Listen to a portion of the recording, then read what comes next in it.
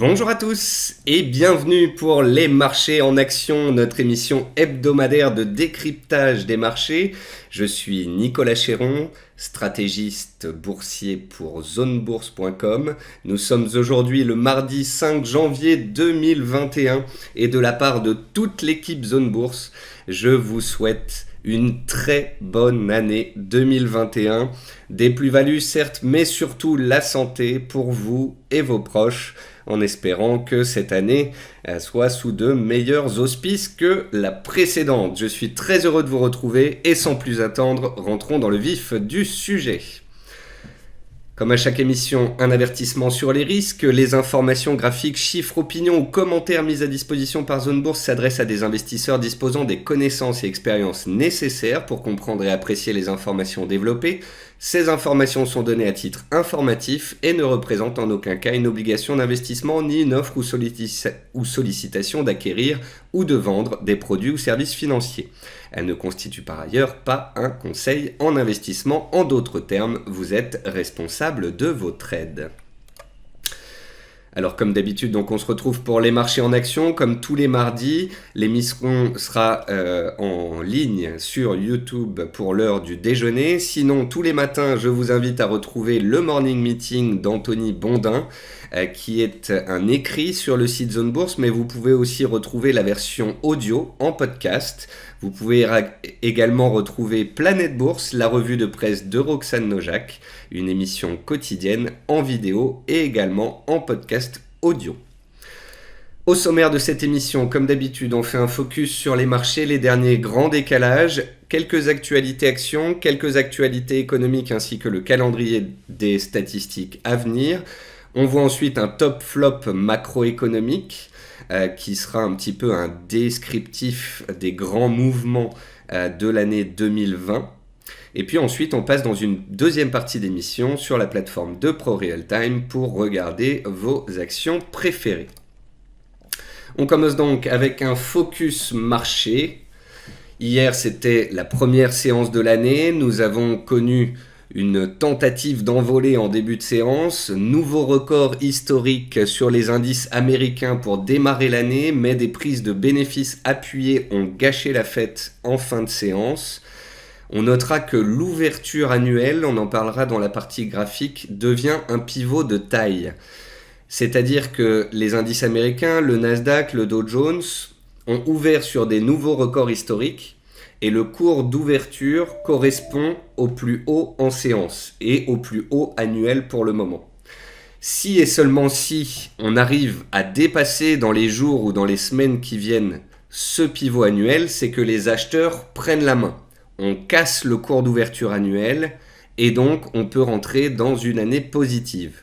Tant que nous serons sous ce cours d'ouverture annuel, sous ce pivot qui vient de se créer à l'ouverture de la première séance de l'année, eh bien, il convient de rester prudent. On sait que les marchés sont désormais très hauts, potentiellement un petit peu chers. On sait aussi que le Covid pèse, que le nombre de cas de Covid continue de peser, que les confinements en Écosse et en Angleterre pèsent également. Donc on reste prudent en ce début d'année, on n'est pas pressé, on n'est pas obligé de se lancer tout feu tout flamme à l'aventure et d'être investi à 100% dès la première semaine. On notera pour les statistiques historiques que la première séance de l'année est traditionnellement placé sous le signe d'achat technique et d'allocation des liquidités excédentaires pour prendre date à l'entame d'une nouvelle année fiscale. C'est pour ça que hier, première séance de l'année, vous avez parmi les meilleures valeurs de 2020 qui ont continué d'être recherchées et qui sont reparties à la hausse. Et vous avez aussi des valeurs délaissées de 2020 qui ont essayé de décaler à la hausse. Donc ça, c'était les prises de position de certains particuliers et certains fonds d'investissement pour la première séance de l'année. Autre statistique, habitude des marchés, le mois de janvier est une période stratégique pour les marchés actions, car la tendance du mois de janvier détermine dans 75% des cas l'évolution de l'année. On aime bien les statistiques historiques en fin et en début d'année, mais en gros ce qu'il faut retenir, c'est que si la première séance de l'année est positive, c'est une bonne chose, si le premier mois de l'année est positif, c'est une bonne chose aussi. Donc, Parce que la première séance de l'année était un -2 aux États-Unis, parce que nous avons créé un pivot de taille qui est le cours d'ouverture annuel, tant que nous serons sous l'ouverture annuelle sur les indices américains, il faudra être prudent. Car si au final on ne fait que dériver, voire baisser un petit peu dans les semaines qui viennent, on pourrait avoir un mois de janvier négatif. Et donc commencer l'année avec un petit handicap. Donc voilà, c'est pour ces raisons-là. Alors que les indices se cherchent, alors que le CAC reste relativement neutre, que je pense qu'il ne faut pas forcément forcer, vouloir absolument être investi à 100%. On peut toujours avoir des lignes en portefeuille, on peut faire du stock picking, on peut faire du trend following, aller sur des dossiers qui décalent, mais on n'est pas obligé d'être 100% à l'achat et notamment fortement investi en big cap. Les big caps, ce sont les grosses capitalisations. Car si le CAC se maintient dans un range entre 5450 et 5630, les big caps ne vont pas beaucoup bouger. Seule une cassure des 5630, puis du plus haut annuel en séance d'hier, c'est-à-dire 5650 sur le CAC, serait un signal d'achat, synonyme que la dynamique en place continue de faire son œuvre et que l'on peut aller plus haut. Tant qu'on ne casse pas cette zone de prix, 5630, 5650, on est tout aussi susceptible de revenir vers les supports, de revenir vers les 5400, 450 et donc de pouvoir acheter des valeurs sur repli. Ce qui est la raison pour laquelle je vous dis que on n'est pas forcément pressé. Pour ma part, ce début d'année, je scanne le marché, je regarde plein de titres que j'aimerais acheter et j'essaye de définir des zones de repli potentielles sur lesquelles j'aimerais entrer sur ces titres. Et donc je serais à la limite content que le 440 ne parte pas dès le début d'année fortement à la hausse, mais qu'au contraire il consolide et me permette d'entrer sur repli sur des dossiers que j'apprécie. On notera néanmoins que certains dossiers trend following profitent de flux entrants. Tant que le 440 se tient et latéralise, il y aura des opportunités. Exemple encore ce matin sur Gossin qui était une des plus belles valeurs trend following de 2020. Donc il y a encore des choses à faire, mais ce sont des opérations ciblées sur des dossiers particulièrement haussiers sur lesquels nous avons des volumes. Donc on peut faire du trend following, simplement il faut être précis, ne pas vouloir rentrer sur 50 dossiers, aller sur les plus haussiers, les plus soutenus et surtout ne pas oublier les stops. Car si le 440 venait à consolider voire corriger, ce sont ces valeurs trend following haussières qui peuvent aussi reculer, consolider fortement puisqu'elles montent très vite, elles peuvent descendre aussi rapidement. On notera hors marché action que les métaux ont redémarré en ce début d'année. On rappelle que l'or, l'argent sont fortement haussiers, que ce soit à moyen ou à long terme. Donc là, dès la première séance de l'année, on a l'impression que cette dynamique haussière de moyen long terme semble reprendre sur l'or et l'argent. Il y a deux choses, si vous voulez, qui portent la hausse des métaux. D'une part, il y a l'espoir d'un retour à la croissance en 2021, c'est-à-dire l'effet rebond post-Covid. L'année dernière, on a eu un déficit de croissance, on a eu des arrêts dans certaines zones économiques, et donc on espère un effet rebond en 2021. C'est ce qui a soutenu le platinium, le palladium, tous les métaux industriels, le cuivre, le pétrole, mais aussi un peu l'or et l'argent. Et puis je pense qu'il y a un deuxième... un deuxième aspect qui est important, une deuxième caractéristique, c'est qu'on a une baisse du dollar américain depuis plusieurs semaines, qui est un soutien aux métaux, mais aussi au Bitcoin. Tant que le dollar est baissier, tout va bien, le Bitcoin peut continuer de monter, les métaux peuvent continuer d'être soutenus. Par contre, on fera attention. Le consensus est extrêmement fort, extrêmement baissier sur le dollar. Et donc, même si ce dernier est baissier, il faut s'attendre à des contre-coups en 2021 et donc de la volatilité comme l'année passée. Le Bitcoin, lui, il a touché les 35 000 $. Donc, il est passé très rapidement après avoir cassé les plus hauts historiques à 20 000 $. Il a gagné 75% à la hausse en l'espace de quelques semaines. Il a gagné 15% pendant les fêtes de Noël, puis 15% supplémentaires pendant les fêtes du Nouvel An. Il y a des trous de cotation un peu partout, notamment sur les futurs, sur le CME aux États-Unis. Donc à court terme, me semble-t-il, nous avons atteint un objectif majeur, une expansion de Fibonacci, les cours du Bitcoin se stabilisent et tout le monde en parle, que ce soit sur Twitter ou à la télé. Donc peut-être qu'à court terme, on a atteint une petite zone d'euphorie et que cela va permettre au cours de se stabiliser, à une correction peut-être de prendre forme avant la prochaine vague. Le Bitcoin en tous les cas est donc fortement haussier à long terme et comme je vous l'explique depuis maintenant des mois, il convient potentiellement pour un investisseur moderne en 2021 d'avoir un petit peu, d'avoir une poche avec des cryptos, du Bitcoin et ou de l'Ethereum et d'autres, dans le cadre d'un portefeuille de moyen terme équilibré et diversifié. On va passer aux actualités actions. Alors hier, plus forte baisse du SRD sur ADP. L'opérateur aéroportuaire a été pénalisé comme les autres valeurs liées au transport par le reconfinement annoncé en Écosse, puis en Angleterre, ainsi que le durcissement des mesures de restriction prises dans le monde pour endiguer la deuxième vague de Covid-19. D'autres titres ont été impactés. Air France, par exemple, valeur sur laquelle j'ai rédigé hier une analyse baissière et qui a perdu 8% en l'espace de 24 heures. Airbus également. Mais il y a aussi d'autres valeurs très impactées Covid, que ce soit Vinci par exemple, ou encore les valeurs du secteur immobilier. Donc tant qu'on aura des mesures de reconfinement, voire de nouvelles mesures dans des pays d'Europe, ça impactera toutes ces sociétés qui attendent la fin du Covid pour pouvoir redémarrer leur activité. Donc faites attention sur ces sociétés-là. Certes, le jour où on aura vacciné tout le monde et où on ne parlera plus du Covid et de confinement, ces dossiers pourraient reprendre de la hauteur. Mais pour le moment, là, on est dans le dur, on est toujours dans la deuxième vague, on est dans les reconfinements, potentiellement dans un confinement plus strict à venir en France, et donc cela explique la pression sur ces titres.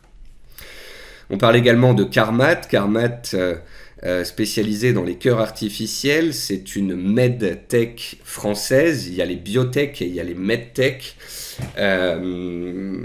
Donc sur ce dossier-là, on avait fait une stratégie, souvenez-vous, une stratégie d'achat à 21 € de mémoire avec un objectif autour des 32-33 €, c'est-à-dire 50% de gain. Carmat a gagné 40-45% pendant les fêtes de Noël et a donc atteint notre objectif. C'était un petit peu le cadeau de Noël.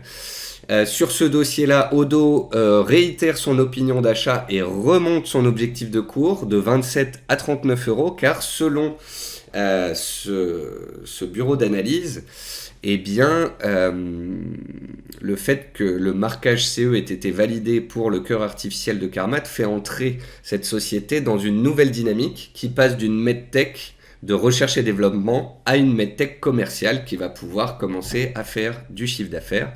Donc ce n'est pas terminé à mon avis cette aventure sur Carmat et je compte en cas de repli du titre rédiger une nouvelle analyse à l'achat. Ensuite, on parle de Moderna aux États-Unis. Moderna qui, comme Pfizer, donc, a mis au point un vaccin et le distribue à travers la planète. Moderna a annoncé une mise à jour de son offre pour le vaccin et le groupe a augmenté son estimation de la production mondiale de 500 à 600 millions de doses pour 2021. Là, tous les pays sont dans la course à la livraison et une fois qu'ils ont reçu les doses, ils sont dans la course à la vaccination. Et puis ensuite, on parle de Stellantis. Stellantis, c'est un nom auquel on va devoir se faire, puisque c'est le nouveau nom, en fait, de la société issue de la fusion entre Fiat Chrysler et le groupe PSA. Donc ça y est, le projet de fusion est validé et Stellantis deviendra le 4e constructeur mondial. On passe aux actualités économiques, peu de statistiques sur la semaine écoulée. Simplement, on peut commencer avec l'Europe. Hier, on a eu l'indice PMI final IHS Markit qui s'est redressé en décembre pour atteindre son plus haut niveau depuis mai 2018. Donc on a un chiffre à 55,2, c'est mieux que novembre à 53,8. Seul petit bémol, c'est un petit peu inférieur à sa première estimation de 55,5. Ce sera vraiment une des thématiques de ce début d'année 2021, c'est-à-dire la validation de la reprise économique à travers le monde et de la sortie de confinement, du redémarrage de la planète économique.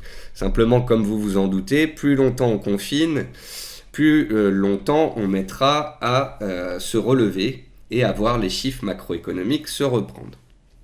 Heureusement, pour le moment, plus la crise du Covid dure, plus les États et les banques centrales sont là. C'est la raison pour laquelle, malgré des mauvaises nouvelles concernant le Covid, les marchés tiennent bon. Parce que les marchés, vous le savez, sont déjà dans les anticipations à 3 mois ou dans 6 mois. Et ils espèrent qu'à court terme, le Covid est compensé par les banques centrales et qu'à moyen terme, on va réussir à se sortir de cette crise sanitaire. En Chine, on notera que l'indice PMI manufacturier Caixin a reculé le mois dernier à 53 points contre 54,9 en novembre, mais les économistes saluent son maintien largement au-dessus des 50, donc le seuil d'expansion économique. C'est ça qui est assez rigolo avec les statistiques, c'est que quand une statistique est supérieure aux attentes, on le met en avant, et quand elle est inférieure aux attentes, on met en avant le fait qu'au final, c'est pas un si mauvais chiffre. On a l'impression que économistes ou journalistes veulent se convaincre que ça va bien se passer. Cette semaine, c'est donc une semaine de prise de la température. Un coup en haut, un coup en bas, on se cherche, c'est le début d'année, on ne force pas, on attend que le marché nous donne des signaux clairs. On aura quelques chiffres économiques. En Europe, les PMI des services mercredi matin, un peu partout en Europe. Les commandes aux usines en Allemagne jeudi matin. Le CPI et les ventes au détail en Europe à 11h jeudi. Et puis enfin, la production industrielle allemande et française vendredi matin. Et aux États-Unis, on suivra, même chose, l'ISM des services à 16h jeudi. Et puis vendredi, le NFP pour bien commencer l'année. Le NFP, c'est les Non-Farm Payroll. Ce sont les chiffres mensuels de l'emploi aux États-Unis qui sont publiés le premier vendredi du mois. Donc ce vendredi à 14h30. Et ça, bien évidemment, c'est une statistique qui peut engendrer de la volatilité. On passe au top flop. Un top flop un petit peu pour revenir, pour expliquer ce qui s'est passé l'année dernière. Donc l'année dernière, au début d'année, en février-mars, on a connu une crise sanitaire sans précédent. Le Covid s'est répandu à travers la planète. On a eu de fortes baisses d'activité. Donc il a fallu compenser tout cela. Il a fallu que les banques centrales soutiennent et injectent de l'argent dans le système. On a donc la money supply qui a explosé en 2020. Qui a gagné plus de 15 000 milliards de dollars. Donc voilà, un soutien énorme. Vous voyez ici matérialisé par ce petit hélicoptère avec de l'argent. Pourquoi est-ce que je parle d'un hélicoptère qui balance des billets? C'est parce qu'on appelle ça l'hélicoptère money, puisque aux États-Unis, on envoie des chèques aux particuliers qui sont au chômage à cause du Covid. Ce chèque devait être de 600 $ et rappelez-vous, pendant les fêtes, Donald Trump l'a augmenté à 2000 $. Donc on a de l'argent sur les marchés, on a de l'argent distribué à la population et c'est ce qui fait qu'en 2020, on a tenu sur les indices l'économie et le moral des ménages, notamment aux États-Unis. Les banques centrales donc sont bien évidemment omniprésente et le pourcentage d'actifs qu'elles détiennent rapporté à leur PIB devient absolument énorme puisque quand on regarde la Fed, la BCE, la BOJ, la BOE, donc États-Unis, Europe, Japon et Angleterre, le total de leur bilan représente plus de 50% de leur PIB réuni. Donc voilà, on est dans un monde administré en fait, où quand on a une baisse de PIB, elle est comblée par de la dette créée par les banques centrales. Voilà, c'est un nouveau système, c'est magique, ça fonctionne en illimité en plus, et ça explique que les marchés soient aussi soutenus et ça explique aussi que les taux soient aussi bas et que les rendements obligataires soient aussi bas et que les professionnels soient prêts à accepter des rendements sur les obligations pourries extrêmement faibles, puisque vous voyez ici un graphique de la rémunération lorsqu'on détient des obligations pourries, elle est au plus bas depuis 10 ans, voire même depuis 20 ou 30 ans, puisqu'on n'a jamais connu des niveaux de taux aussi bas. 31% en 2020. 31%, c'est l'appréciation de la richesse des 500 personnes les plus riches de la planète. Voilà. Donc, loin de moi l'idée de vouloir paraître communiste anticapitaliste, simplement je fais un constat relativement simple. Les banques centrales et les États ont débloqué 15 000 milliards de dollars, soit à peu près 15% du PIB mondial qu'elles ont injecté dans les économies et dans les marchés financiers. Donc, au niveau de la population des particuliers, qu'est-ce qui s'est passé ? La dette a explosé, la dette des États et la dette des banques centrales a explosé, et donc on va devoir payer cette dette pendant les 20 ans à venir. Donc les particuliers se sont retrouvés endettés à cause de cette crise. Par contre, les plus riches de la planète, eux qui principalement détiennent des actions, se sont retrouvés soutenus par l'action des gouvernements et des banques centrales et n'ont donc jamais gagné autant d'argent. On a déjà vu les 500 milliardaires de la planète gagner 5, 10, 15% en une année. On n'a jamais vu, c'est un record historique, les 500 plus riches de la planète gagner 31% en une année. Donc, la pire année en termes de croissance depuis la Seconde Guerre mondiale, une année où l'économie a été complètement démolie, où les entreprises font faillite, où des gens se retrouvent au chômage et où notre dette a explosé, les plus riches de la planète ne se sont jamais autant gavés. Si vous trouvez ce système légitime et juste, voilà, c'est votre point de vue. Quelque chose qui a vraiment joué en 2020 sur l'appréciation des métaux, sur l'appréciation du Bitcoin, c'est la baisse du dollar américain. Et donc je voulais vous montrer ce graphique de 50 ans sur l'euro-dollar qui vous montre que habituellement on a des méga cycles à l'intérieur qui s'opèrent et qui font entre 6, 8, 10 ans. On a connu des méga cycles baissiers sur l'euro-dollar, comme ces 10 dernières années. Et là, on voit bien qu'on a la création d'une base sur l'euro-dollar autour des indices très solides, que l'euro-dollar est désormais haussier en données journalières et hebdomadaires. Et à moyen long terme se pose la question d'un nouveau cycle, d'un cycle haussier de l'euro face au dollar, ou plutôt d'un cycle baissier du dollar tout simplement, c'est-à-dire que si effectivement on est dans un nouveau cycle baissier du dollar et que le dollar baisse dans les mois, dans les trimestres et dans les années à venir, alors les métaux et le Bitcoin ont de beaux jours devant eux. Si au contraire, à cause d'un consensus trop baissier sur le dollar à l'heure actuelle, ce dernier venait à se défendre et à se reprendre très nettement dans les semaines, les mois qui viennent, cela impacterait par contre négativement le Bitcoin et les matières premières. Donc l'euro-dollar, le dollar en tous les cas, sera une pierre angulaire en 2021. Les émergents ont beaucoup profité aussi de la baisse du dollar. Qui dit baisse du dollar dit surperformance des marchés émergents. Vous pouvez voir ici l'indice des pays émergents qui depuis à peu près 15 ans se trouve dans un grand triangle et on est arrivé sous la borne haute. Donc ici aussi, si le dollar continue de baisser, les émergents pourraient continuer de surperformer. Si le dollar se reprend nettement, les émergents pourraient se retrouver bloqués à l'intérieur de ce triangle. Mais pour nombreux, la baisse du dollar est une thématique d'importance en 2021 et donc matières premières, Bitcoin, émergents pourraient surperformer. Pour d'autres analystes et économistes, 2021 pourrait être aussi une année où on pourrait avoir un retour de l'inflation. Car qui dit baisse du dollar et hausse des matières premières dit hausse de l'inflation. Et j'ai glané ce graphique qui est un graphique sur les 200 dernières années, qui montre en fait des pics d'inflation et des pics de déflation lors de dépression. Et donc, comme vous le savez peut-être, depuis plusieurs années, l'inflation ne fait que baisser. Et donc, on est là dans une dépression. On a l'inflation qui n'arrête pas de baisser, les banques centrales qui n'arrivent pas à la relancer. Est-ce que en 2021, avec l'effet rebond, avec la hausse de la croissance attendue, avec une forte croissance chinoise et une hausse des matières premières, est-ce qu'on ne va pas assister à une reprise de l'inflation? C'est une thématique en tous les cas à garder en tête pour cette année.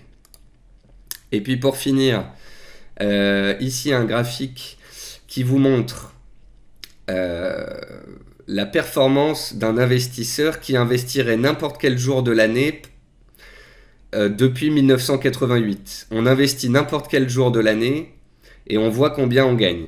Sur 1 an, 3 ans, 5 ans. En moyenne, sur les 30 dernières années, vous avez investi n'importe quel jour de l'année et vous avez gardé 3 ans, eh bien vous gagnez 39,1%. Par contre, si vous avez investi sur les plus hauts historiques, les cassures de plus hauts historiques, eh bien vous auriez gagné plus. Ça veut dire quoi? Ça veut dire que quand on achète la cassure des plus hauts historiques sur les indices ou sur des actions, la probabilité de gain est supérieure à celle d'un achat alors qu'on ne casse pas des plus hauts historiques. Donc c'est une statistique qui valide la pertinence du trend following, puisque en gros, quand on a une action haussière qui casse des plus hauts annuels ou historiques, on a plus de chances de gagner que sur une action haussière qui n'est pas encore sur de nouveaux records. Donc plus une valeur monte, plus elle a de chances de monter. Et c'est cette dynamique-là qui me plaît moi, de trouver les dossiers les plus haussiers, les plus positifs, les plus forts, et de se placer dessus, de faire du trend following, plutôt que d'aller sur des dossiers neutres, des dossiers en attente, des small caps baissières, ou que sais-je. C'est pour cette raison qu'en 2020 et qu'encore en 2021 je le ferai, je vous ai parlé de titres comme Biomérieux, comme Esker, comme Pharmagest, bref, des titres qui, en silence, cassent leur plus haut annuel ou historique régulièrement et qui ont fait des parcours absolument magnifiques en 2020. Je pense aussi aux valeurs vertes comme Albioma, NeoEN, Voltalia. On me répondra toujours, oui, mais maintenant elles sont hautes, donc ça devrait baisser. C'est ce qu'on me répond tous les 3 mois depuis 1 an. Et tous les 3 mois, 3 mois plus tard à chaque fois, on se retrouve 10, 20, 30% plus haut. Donc gardez en tête que ce qui monte, ce qui est fort, ce qui est recherché par le marché aura toujours plus de chances de monter que les autres valeurs. Et puis ensuite, pour finir, une statistique historique. Lorsque les mois de novembre et décembre sont des mois très forts en termes de hausse, 1954, 1962, 70, 85, 98, et bien généralement le mois de janvier est un bon mois en termes de retour sur investissement, en termes de performance. En novembre-décembre de 2020, on a vraiment fait un record de performance avec 14,3% de hausse pour le S&P 500. Et donc on verra si cette statistique historique est respectée, auquel cas en janvier on fera une performance positive. C'est de la statistique historique. C'est intéressant de l'avoir en tête et de se dire que si c'est monté avant, il y a plus de chances que ça monte, vu qu'on a cassé des plus historiques, ça peut monter, etc. Mais toute votre stratégie sur votre portefeuille ne doit pas reposer que là-dessus. Et vous devez aussi garder en tête ce que je vous ai expliqué en début d'émission, c'est-à-dire la création d'un pivot annuel. Tant qu'on sera sous les cours d'ouverture annuels sur le Nasdaq, le Dow Jones et le S&P 500, il conviendra d'être prudent. Seule une rupture des ouvertures annuelles serait un signal fort de prise en main des acheteurs sur les marchés. Et on va pouvoir passer à l'analyse graphique. C'est bon, j'ai fait 29 minutes 30, je suis à moins d'une demi-heure sur la première partie d'émission, on est dans les temps. On va pouvoir passer à l'analyse graphique. Je vous montre la liste des valeurs du jour. Comme d'habitude, des valeurs du CAC et du SRD qui sont des exemples de ce qu'il faut faire ou ne pas faire. Des valeurs internationales intéressantes, soit qui sont en train de donner des signaux, soit qui en ont donné et qui sont intéressantes à regarder a posteriori d'un point de vue éducatif. Des valeurs trend following, encore et toujours le trend following à l'honneur sur des petites, moyennes, grosses valeurs, des dossiers qui sont haussiers, qui sont soutenus, sur lesquels il y a souvent des annonces et donc qui sont des dossiers qui ont bien fait gagner en 2020, qui pourraient encore faire gagner en 2021. J'ai essayé d'intégrer des nouvelles valeurs un peu plus petites, mais quand même relativement jolies, comme Bastide Le Confort ou ID Logistique. Et puis des configurations en attente, parfois dans des triangles, parfois posées sur des obliques, parfois sous des résistances horizontales. Et donc on verra ces cas-là également. C'est l'heure de la pause café et musicale avant de passer à la seconde partie d'émission. À tout de suite.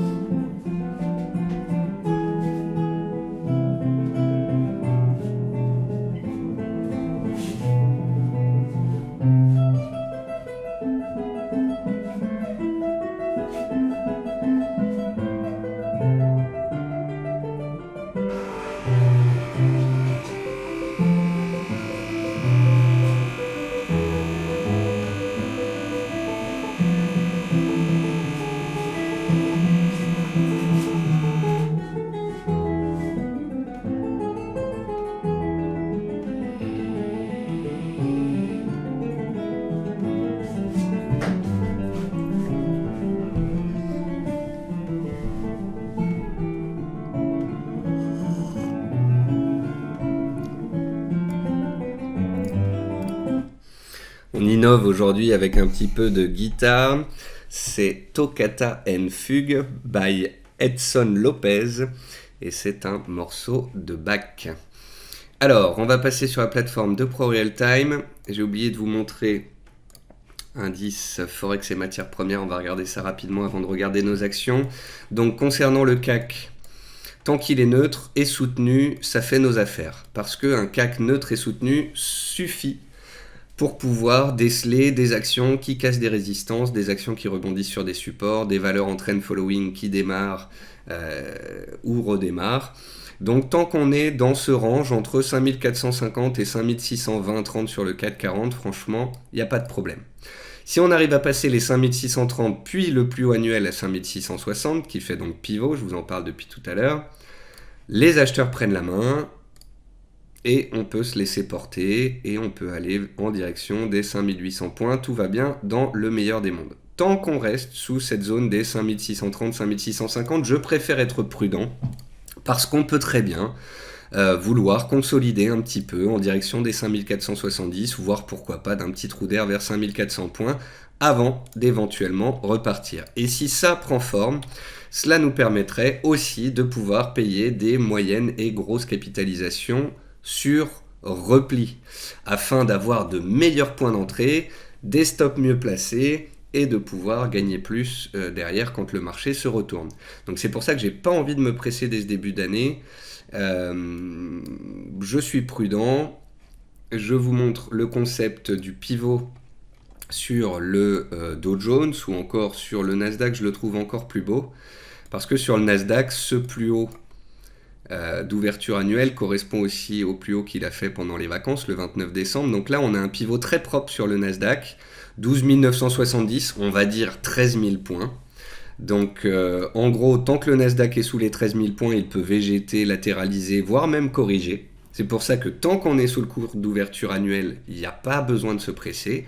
Et si et seulement si dans les séances qui viennent, parce que les opérateurs sont rassurés sur le Covid et que la tendance reprend le dessus, si on casse l'ouverture annuelle, alors là, il conviendra peut-être de se forcer en quelque sorte à investir un peu plus et à suivre le mouvement.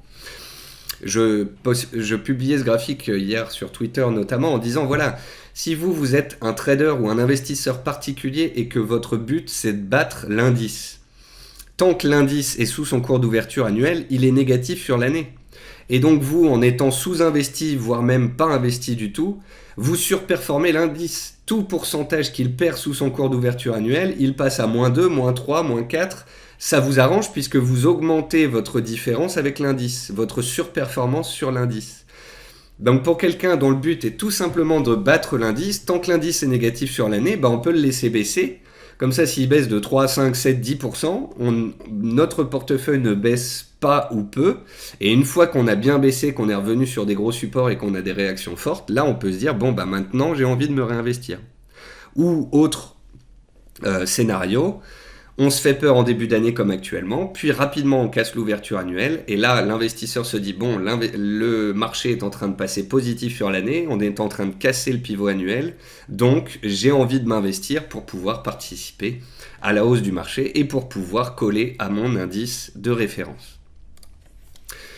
On va regarder l'or, donc l'or le voici, tendance haussière à court terme sur les dernières semaines, à moyen terme sur les derniers mois, à long terme sur les derniers mois, trimestres et les dernières années.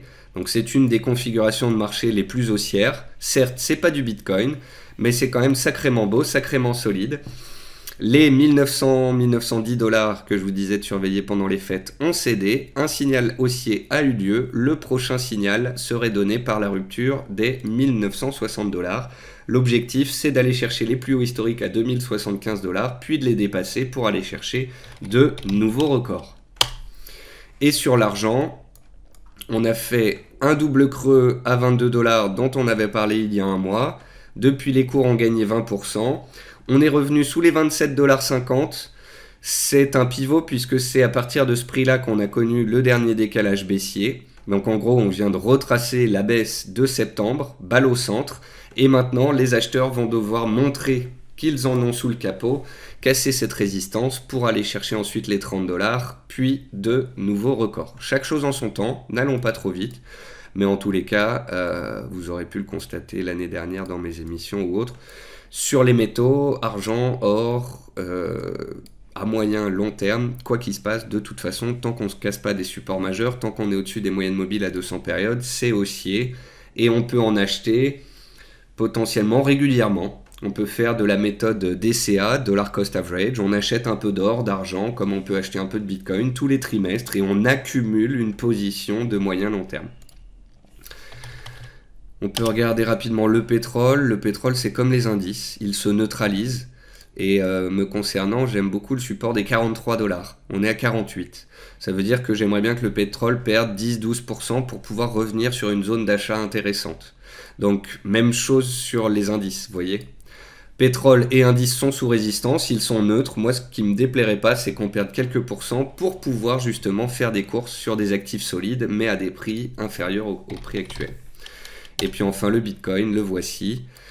Vous pouvez voir donc qu'il y a des effets de balançoire possibles sur le Bitcoin. On prend la hausse entre 5 et 12 000, on la reporte à la cassure des 12 000, on trouve les 20 000, qu'on reporte à la cassure des 20 000 qui donnait les 27 000 sous lesquels on a consolidé pendant les fêtes, puis qu'on a passé en force pour atteindre les 35 000.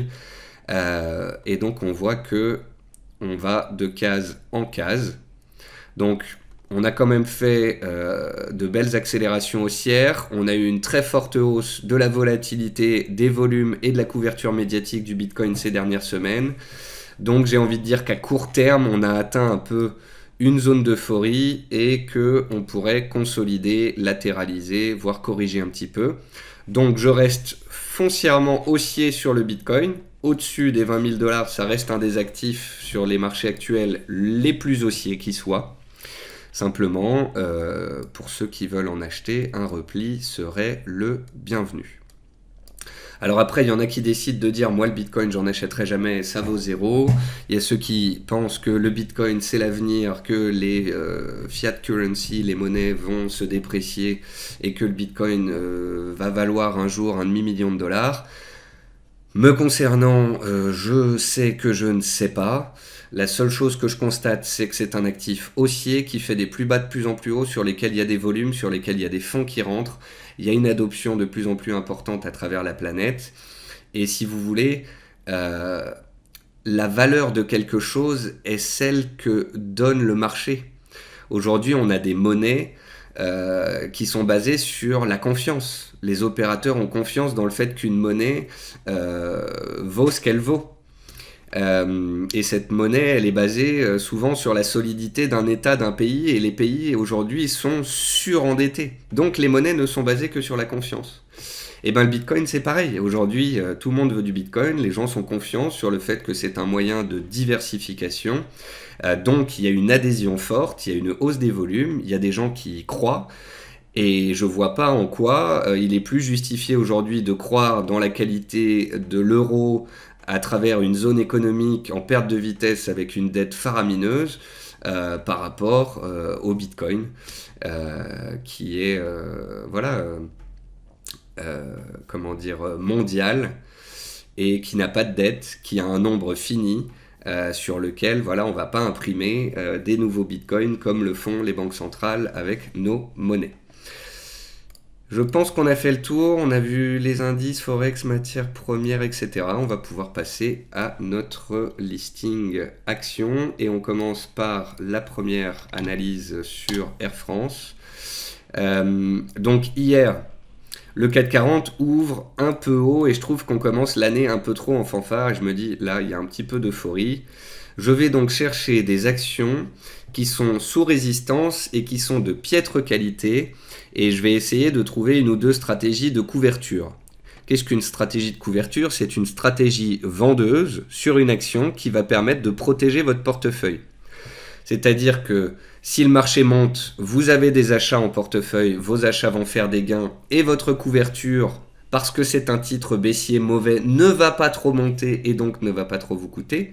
Par contre, si le marché vient à trébucher, à baisser, vos achats vont perdre de la valeur. Par contre, votre vente, votre couverture va gagner de la valeur et donc protéger votre portefeuille. Donc hier, je me suis dit, qu'est-ce que je peux trouver comme valeur? Un mauvais dossier fondamentalement, qui est sous résistance techniquement et qui pourrait baisser même si le CAC stabilise. Et j'ai donc trouvé Air France, qui était à 5,10 quand j'ai fait l'analyse hier.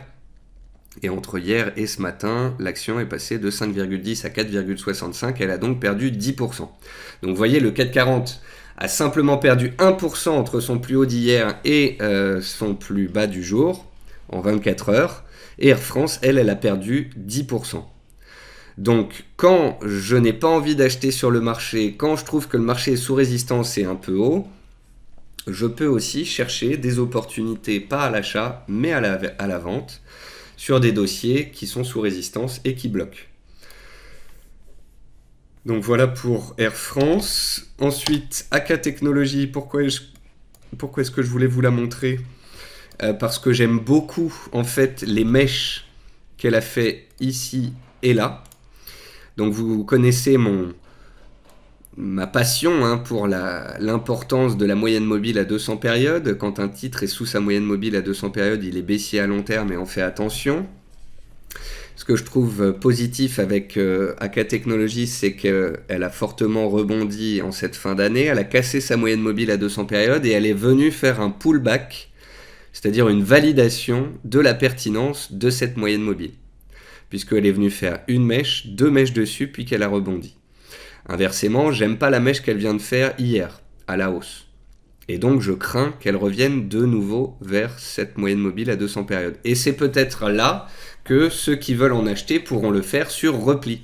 Donc vous voyez, là c'est l'exemple d'une valeur que j'aime bien, qui est plutôt neutre, et qui, en cas de baisse du CAC 40, pourrait revenir vers un support qui a été doublement validé par le passé, et que je sais pertinent.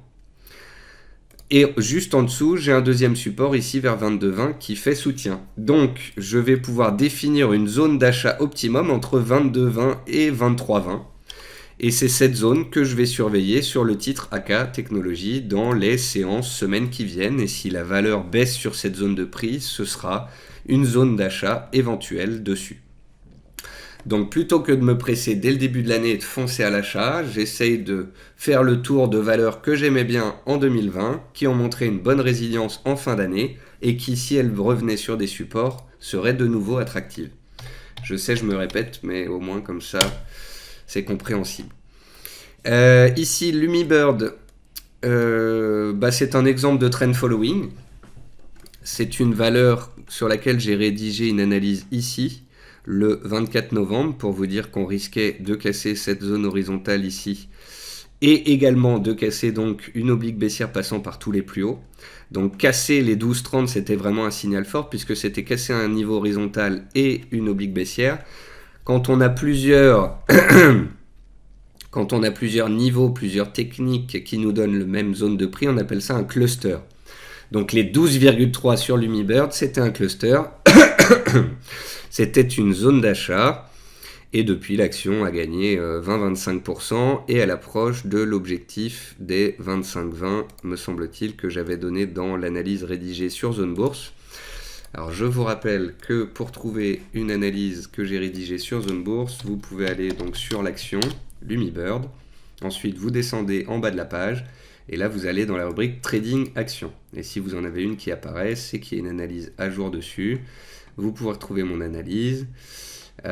Et donc l'analyse c'était un achat sur les 11,80 avec objectif, c'est marqué ici 14,8. Alors c'est assez rigolo parce que j'ai des gens qui me disent oui j'ai vu ton analyse mais elle est haussière ou elle est baissière. Alors tout est marqué, hein. Il y a marqué achat, en cours, cours d'entrée, objectif, stop, gain potentiel, je peux pas faire beaucoup plus, hein. Et donc on voit que Lumibird elle a fait combien ce matin? 14,78 au plus haut, l'objectif de mon analyse, c'est 14,80. Bon, j'espère qu'on les touchera, histoire de valider mon papier. Qu'est-ce que je voulais vous montrer aussi? Oui, vous pouvez aller sur mon profil. Alors, c'est un lien que j'ai publié sur Twitter, que je republierai, mais en fait, quand vous allez sur mon profil, vous, en tant que membre, vous avez la liste de toutes les valeurs sur lesquelles j'ai rédigé des papiers. Et donc vous pouvez trouver toutes mes analyses sur cette même page. Exilor, hier j'ai fait Seb, Air France, Plastic Omnium. Pendant les vacances j'ai fait World of Brain, Navia, Corian, Gerbet. Bref, vous avez toutes mes stratégies sur une seule et même page sur mon profil sur Zone Bourse.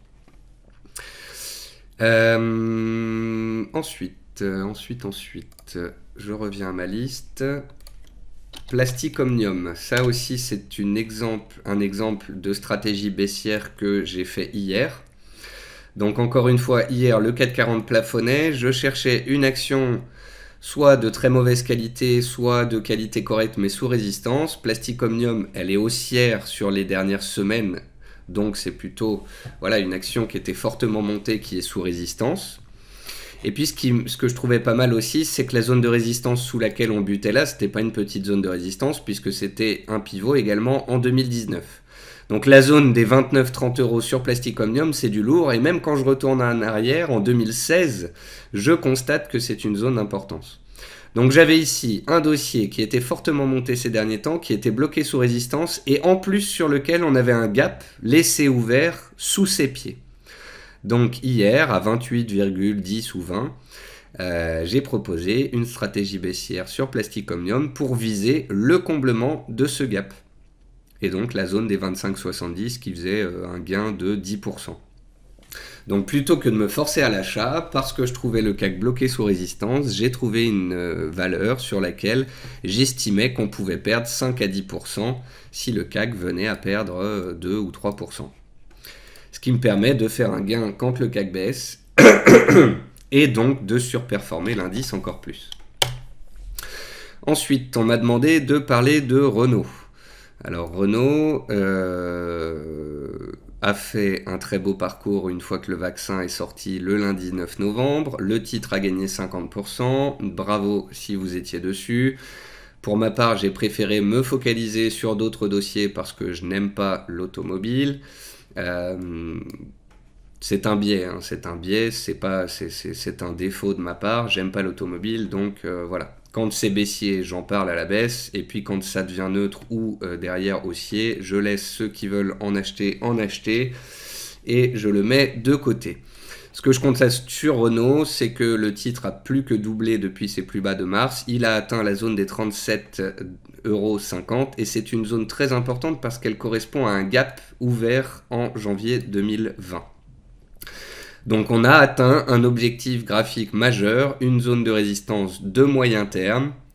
On est pour le moment soutenu avec des plus bas de plus en plus haut. Et on verra comment ça se passe dans les semaines qui viennent. Si le 440 explose à 5800, 5900 points, Renault pourrait continuer sa course, aller combler ce gap et aller chercher les 40 €. Pourquoi pas? Autre scénario, le 440 latéralise, voire consolide un peu, et Renault revient en direction des 33, voire des 32 €, là où elle a laissé ouvert un gap dans la montée au mois de novembre. Si vous êtes dessus et que vous voulez la garder en espérant que ça monte plus, je le conçois. Si vous voulez acheter du Renault et que vous n'en avez pas, espérez potentiellement une consolidation de ce type vers un trou de cotation, vers un gap, pourrait être une option plutôt que de payer le prix fort et donc d'attendre un repli éventuel pour la payer 10% moins cher. Technip. Technip, la voici. Et donc Technip, elle est baissière à long terme, elle est neutre à moyen terme, et donc elle ne m'intéresse pas. La raison pour laquelle j'en parle, c'est parce que plusieurs lecteurs me l'ont demandé. Par contre, Technip m'intéresserait si elle cassait un pivot très clairement identifiable sur les 8,35. C'est une zone qu'elle a testée l'année dernière, en avril et en mai, qu'elle a retesté en novembre, en décembre, et qui n'est pas passée. Donc on part du principe que si cette zone venait à passer pour de bon, ce serait un signal fort, avec à la clé 10% de hausse potentielle en direction des 9,3, voire même plus de potentiel que ça, puisque techniquement il y a un gap qui a été laissé ouvert ici sur Technip, avec une borne haute vers 11 €. Donc quelqu'un de fondamentalement haussier sur les marchés, sur le pétrole et sur Technip, vise à moyen terme 11,20 €. Voilà. Donc une belle appréciation par rapport au cours actuel. Mais, pour ça, il nous faut des signaux. Il faut que la valeur prouve sa performance, prouve qu'elle est recherchée. Donc j'attendrai une cassure franche de la zone des 8,35 €, qui serait un signal d'achat pour viser donc les 9, 10, 11 ensuite à la clé. Donc vous pouvez vous mettre une alerte à 8,30 € et puis si elle attaque... c'est à ce moment-là que vous pouvez prendre position. Autre solution pour ceux qui ne sont pas devant les marchés tous les jours, de mettre un ordre d'achat à seuil de déclenchement à 8,36, 37 ou 38 pour pouvoir passer à l'achat si la résistance passe. Et puis on finit avec Worldline. Worldline qui est un titre magnifique, j'aurais aussi bien pu la mettre en trend following, valeur haussière, très fortement haussière ces dernières années. On est sous les plus hauts de 2020, pour l'instant ça ne passe pas forcément. Vous remarquez que c'est une valeur qui a son rythme, qui peut végéter pendant un temps, mais qui respecte plus ou moins bien son canal haussier, si ce n'est cet épisode du Covid. Et donc mon espoir ici, encore une fois, serait que l'on échoue sous les plus hauts de 2020. Alors désolé pour ceux qui en ont et qui espèrent que ça montera tout droit. Je suis pas là pour taper sur la valeur, pour être négatif, pour vous faire perdre de l'argent. Voilà, je suis simplement là pour dire c'est un beau dossier, il est aussi à moyen long terme, mais pour quelqu'un qui voudrait entrer à bon prix, on attendra soit la cassure des plus hauts historiques au-dessus des plus hauts de 2020 et on se forcerait à ce moment-là à participer à la hausse pour ne pas la rater. Par contre, tant qu'on est sous résistance, on espère intimement que le CAC et où cette valeur donc va corriger, revenir vers les 75 voire les 73 €, que l'on puisse en acheter sur repli puisque c'est un dossier de qualité avant que la hausse reprenne éventuellement dans le sens de la tendance. Et donc sur Worldline, comme sur beaucoup de beaux titres haussiers de long terme, on serait heureux de pouvoir payer un repli. Et si on ne peut pas payer un repli, on se forcera à payer une cassure. On va passer aux valeurs internationales. Donc ça, c'est des exemples de valeurs, souvent des valeurs américaines qui sont extrêmement sportives. D'ailleurs, ce que fait cette valeur-là me fait penser à une valeur qui explose, enfin qui monte bien ce matin en France, c'est Gossin. On va en parler tout à l'heure d'un petit trend following, mais je vous montre Gossin. Hausse conso, hausse conso, hausse conso.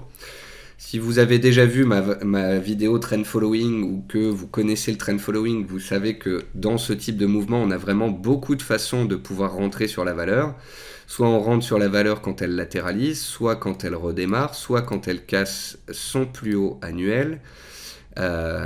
Ensuite, la valeur accélère, elle fait un pullback, soit on l'achète dans la stabilisation, soit dans la relance, soit sur une cassure de résistance, soit sur une accélération, soit sur un nouveau plus haut annuel, et ainsi de suite, soit en consolidation, soit en redémarrage, soit en cassure des plus hauts annuels, et ainsi de suite.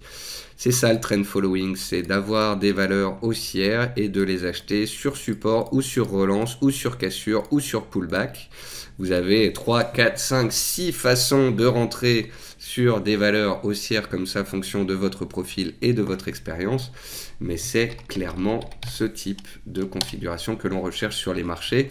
Et certains vont les chercher sur des valeurs américaines, comme ici sur Clearpoint. Vous pouvez voir que le titre à chaque fois fait une impulsion avec du volume, une consolidation sans volume, puis hop, nouvelle impulsion avec du volume, puis consolidation, puis hop, nouvelle impulsion, cassure de plus haut avec du volume, puis consolidation, puis hop, cassure de plus haut avec du volume. C'est réglé comme du papier à musique, c'est absolument superbe. Si vous arrivez à trouver des valeurs qui sont comme ça haussières à court, moyen, long terme et qui ne font que régulièrement casser leur plus haut, c'est le rêve. Il faudrait trader que ça.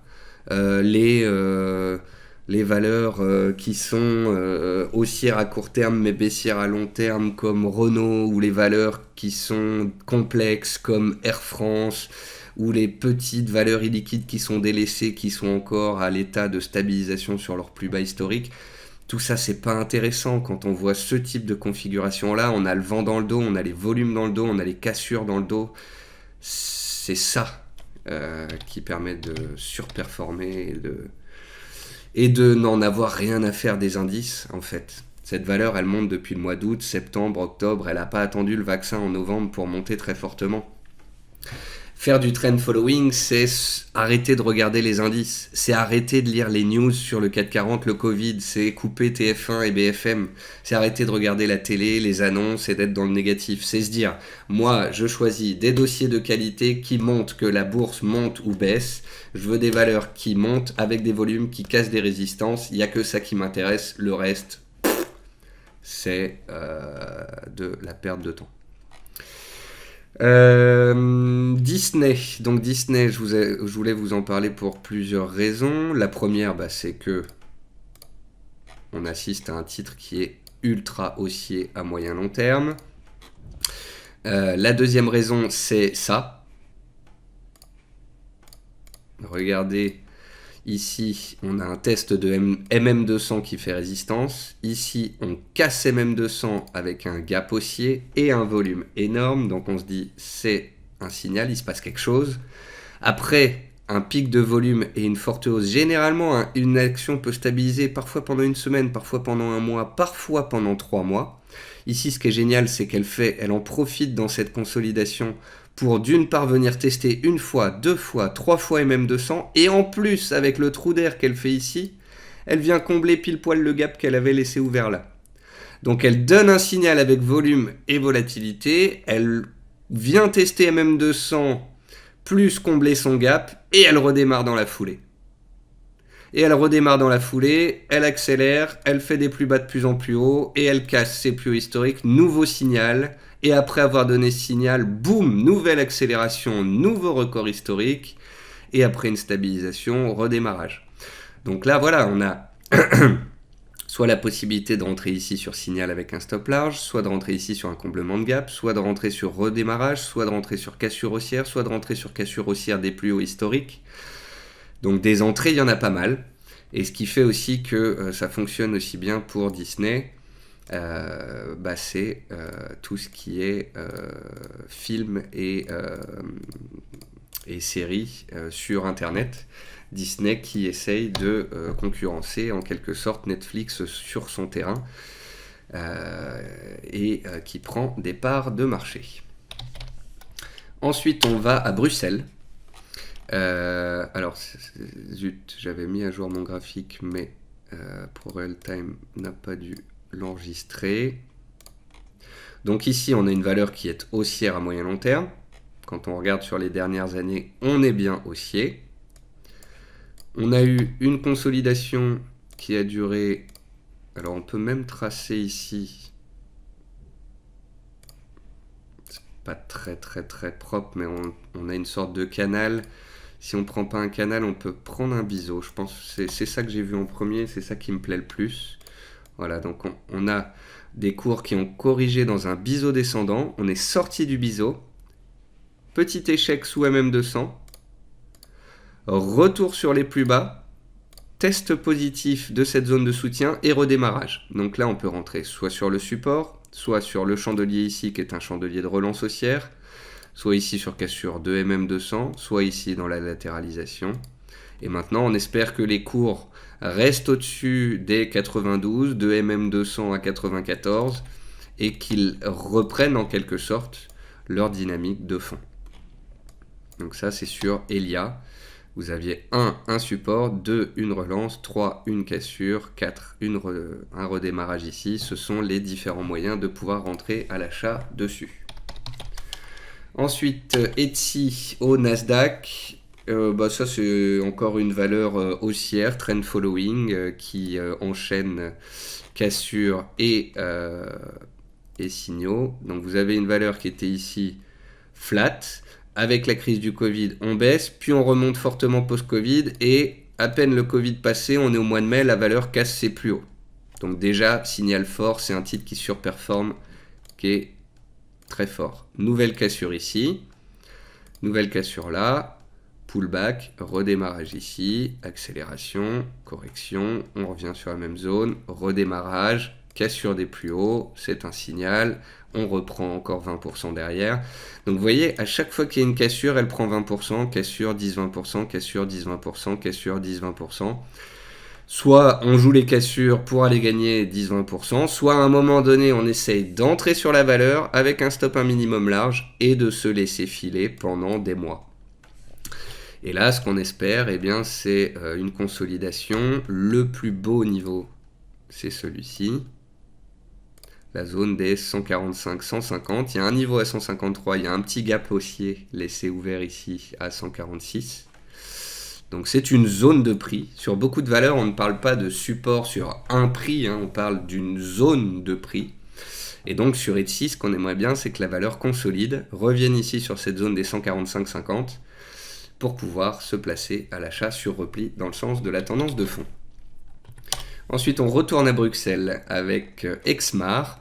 Là, on a une valeur qui est baissière à long terme, baissière à moyen terme. Son seul point positif, c'est sa tendance haussière de court terme.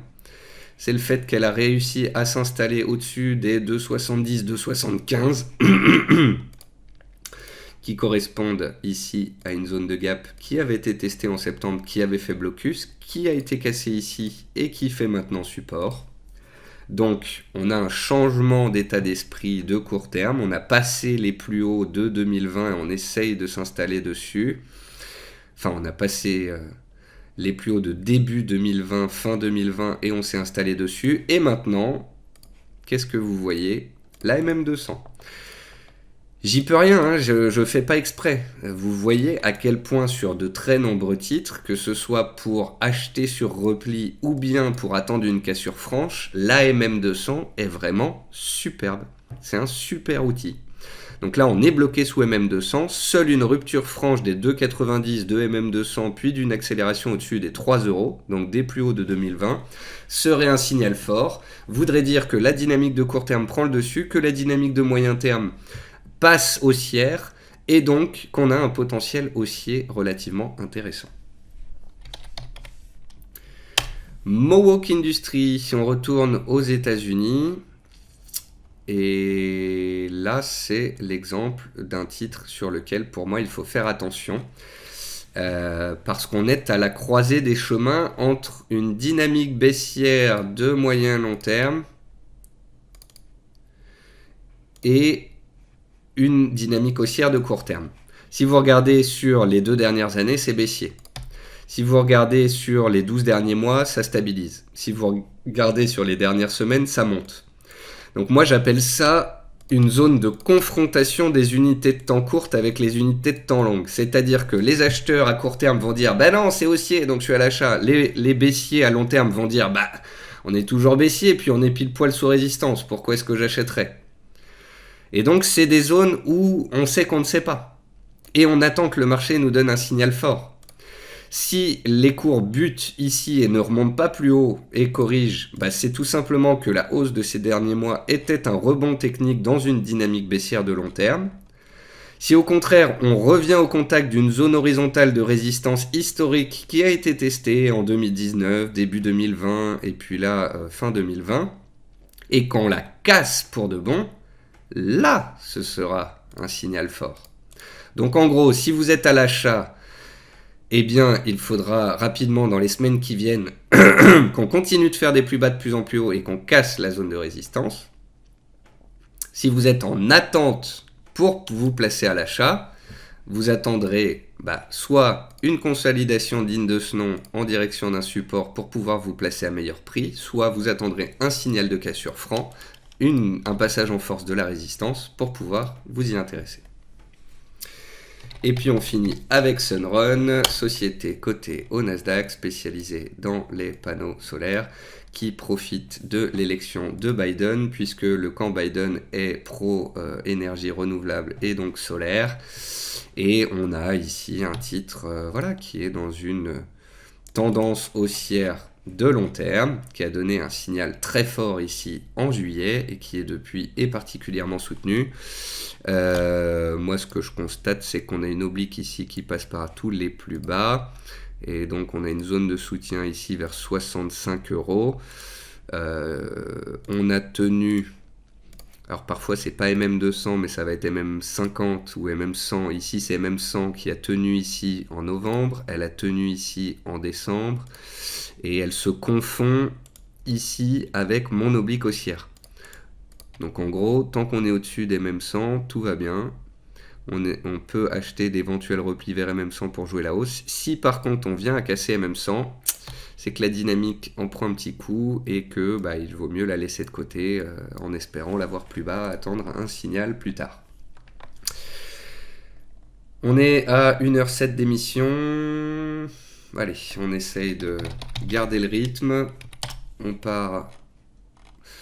Donc là, je parle d'Advicienne, mais bon, c'est un peu rare que je parle de ce genre de titre. Vous voyez bien sa façon de coter ici par le passé que c'est un titre qui est pas très liquide. Vous pouvez regarder les volumes par le passé. Parfois, on avait des séances à 2000 titres à 12 €. Ça fait 50 000 €. Donc moi, je ne parle pas comme certains formateurs américains ou comme certains forumers français de valeurs qui ne sont pas liquides parce que je ne veux pas les faire décaler. Ici, si je me suis permis d'en parler, c'est parce que les volumes ont fortement augmenté ces derniers mois, enfin ces dernières semaines, avec à peu près 30 000 titres en moyenne. Donc ça veut dire 300 000 € tradés au quotidien. Ça reste pas grand-chose. Ici, c'est un autre exemple de la confrontation des unités de temps, c'est-à-dire que oui, on a une tendance haussière sur les dernières semaines, mais au final, quand on regarde sur les derniers mois, c'est extrêmement neutre. C'est un grand range. Et au final, avec cette forte hausse jusque 12,50 €, on est venu se taper la tête contre une zone de résistance qu'on avait travaillée en 2018 et en 2019. Donc, en passant de 5 à 13 €, elle est passée du plus bas et d'un gros support à sa zone de résistance, donc son objectif. Donc maintenant, elle pourrait latéraliser un certain temps, le temps que les moyennes mobiles, en fait, arrivent en soutien des cours. Donc là, ce qu'aimeraient bien les acheteurs en position sur le titre, c'est qu'on n'aille pas sous les plus bas des dernières séances, sous les 9,2, on va dire sous les 9 €. Voilà. Donc si vous êtes à l'achat toujours dessus parce que vous espérez qu'elle remonte vers 12,50 €, voire plus, vous devez en théorie avoir des stops larges sous les 9 €, le temps que les moyennes mobiles arrivent en soutien et que peut-être la dynamique haussière de court terme reprenne. Ça reste moins haussier qu'une valeur sur laquelle on est haussier à court, moyen et long terme, puisque ici on reste relativement neutre à moyen terme. Bastide Le Confort, là aussi c'est un titre qui n'est pas très gros, et raison pour laquelle j'en parle pas souvent, mais je trouvais ça assez joli. Bastide Le Confort, me semble-t-il, on en avait parlé en mars avec le Covid, parce qu'elle avait fait un beau trou d'air avec un beau double creux sur ses plus bas de janvier 2019. Donc il y avait ici un beau niveau qui avait été testé. Ensuite, la valeur redémarre et casse MM200. Puis elle casse une résistance ici avec un gap haussier. Par contre, pas facile, hein. Le trou d'air ici de Bastide Le Confort pour combler son gap à 41 € et revenir s'approcher des mêmes 200, ça, franchement, si vous aviez des stops, c'était pas simple et vous avez potentiellement sauté. Ça arrive, mais c'est comme ça. Vous savez, des fois, dans 90% du temps, si vous avez un accident de voiture et que votre ceinture de sécurité, elle vous protège. Et dans 10% des cas, elle vous protège, mais elle vous brûle un peu. Et ben les stops de protection, c'est pareil. Dans 90% des cas, ils vous protègent. Dans 10% des cas, ça peut vous brûler, ça peut toucher votre performance, ça peut ne pas être optimum. Mais c'est pas parce que vous êtes brûlé avec la ceinture de sécurité un jour que vous allez arrêter de porter la ceinture de sécurité. On est d'accord ? Si vous êtes sur des titres comme Bastide Le Confort, vous pouvez aussi savoir que parfois il y a des pics de volatilité, un peu comme sur Esker, et que ça peut engendrer des gros trous d'air. Donc vous ajustez le tir. Vous retirez vos stops lorsque vous jouez des publications et ou vous mettez des stops relativement larges. Ce sont différentes façons de gérer. Donc Bastide Le Confort ici, on est dans une tendance haussière, on est dans une valeur trend following, simplement à court terme, on est pile poil sous les plus hauts de l'année passée, donc sous résistance. Donc j'attendrai gentiment qu'on casse les plus hauts annuels qui sont ici les plus hauts de 2020 pour donner un signal et jouer la suite en direction des 56, voire des plus hauts historiques à 61 €. Vous remarquerez qu'elle ressemble un petit peu à pas mal d'actions que je vous avais montrées dans l'émission de la semaine dernière. Des valeurs en fait qui ont fait des très beaux parcours en 2017, parfois 2018, qui ont consolidé fortement, parfois en 2018 ou 2019, qui ont testé leur plus bas ou des grosses zones en 2020 avec le Covid et qui repartent maintenant en direction de leur plus haut historique. Un exemple parmi tant d'autres, c'est Walix par exemple. Walix qui était fortement monté en 2017-2018, augmentation de capital et baisse des chiffres fin 2018, végète en 2019, touche ses plus bas et touche un point dur grâce au Covid début 2020 et depuis repart à la hausse avec les plus hauts, peut-être pas historiques en visée tout de suite, mais une recovery, un retour en force du titre en direction de niveaux de prix qu'il avait testé par le passé. C'est la même chose sur Bastide Le Confort et sur plein d'autres titres qui, grâce au Covid, ont testé des zones de prix majeures et qui maintenant repartent vers leurs plus hauts, parfois historiques, qui seront atteints ou dépassés sur certains dossiers si les résultats sont là. Simplement, pour que les résultats soient là, il faut que l'année 2021 soit une année clémente, une année de retour à la croissance et pas une année de confinement à répétition. Gossin a publié une annonce ce matin selon laquelle elle va créer une entité aux États-Unis pour développer sa branche aux États-Unis. Donc là, on est dans une valeur trend following, une valeur qui alterne les phases de hausse, les phases de conso, phase de hausse, phase de conso, phase de hausse, phase de conso. Comme je l'ai expliqué tout à l'heure, vous pouvez rentrer soit dans la phase de consolidation avec un stop court, soit attendre un chandelier de retournement, soit attendre un redémarrage avec volume, soit attendre une cassure des plus hauts annuels. 1, 2, 3, 4 façons de rentrer. Ou bien vous n'êtes pas rentré, vous voyez que ça monte sans vous et que ça fait un pullback énorme, vous rentrez sur le pullback, ou bien sur le redémarrage, ou bien sur une cassure de résistance court terme, ou bien sur une cassure de plus haut annuel. Et c'est ainsi que Gossin vous permet d'entrer de 12 manières différentes sur les 6 mois qui viennent de passer. On ne peut pas traiter que les valeurs les plus haussières et les plus trend following. Pour moi, il faut en portefeuille des valeurs comme Pharmagest. Il faut des valeurs comme ça qui montent progressivement, qui sont des dossiers de moyen terme et qui sont des belles performances de moyen terme. Je pense à Pharmagest, je pense à Esker. Oh là là, qu'est-ce que c'est beau, purée! Je pense à NeoEN. Voilà, ça c'est de la bourse, c'est des dossiers qualitatifs de moyen terme, haussiers, liquides, trend following. On n'est pas sur du trading de small cap baissière, illiquide, etc. Ça c'est de la bourse. Et après, pour gonfler le portefeuille, on va dire dans la partie un peu plus sportive, spéculative, On veut des titres haussiers court terme, moyen terme, long terme, mais un peu plus dynamiques.